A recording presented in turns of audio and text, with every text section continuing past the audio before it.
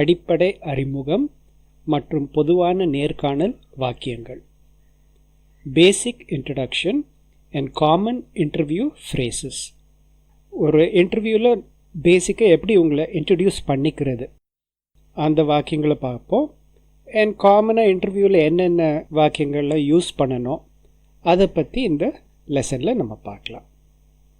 நீங்கள் இன்டர்வியூக்குள்ளே போன உடனே ஃபஸ்ட்டு எப்படி உங்களை ப்ரெசென்ட் பண்ணுறீங்க, எப்படி அவங்கள விஷ் பண்ணுறீங்க, அவங்க உங்களை ஃபஸ்ட்டு பார்க்கும்போது என்ன இம்ப்ரெஷன் அவங்களுக்கு கிடைக்குது, அது நம்ம கேர்ஃபுல்லாக இருக்கணும்.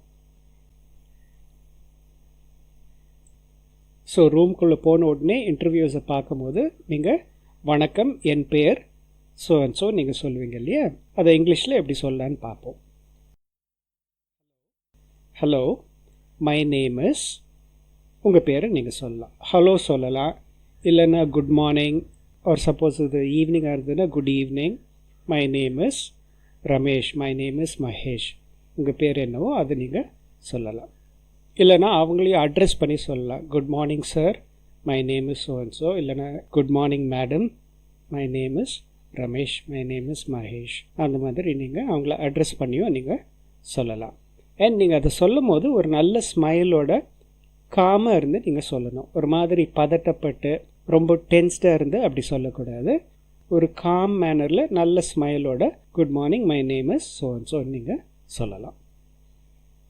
அதுக்கு அடுத்த வாக்கியம், எனக்கு இந்த வாய்ப்பை வழங்கியதற்கு நன்றி. Thank you for giving me this opportunity.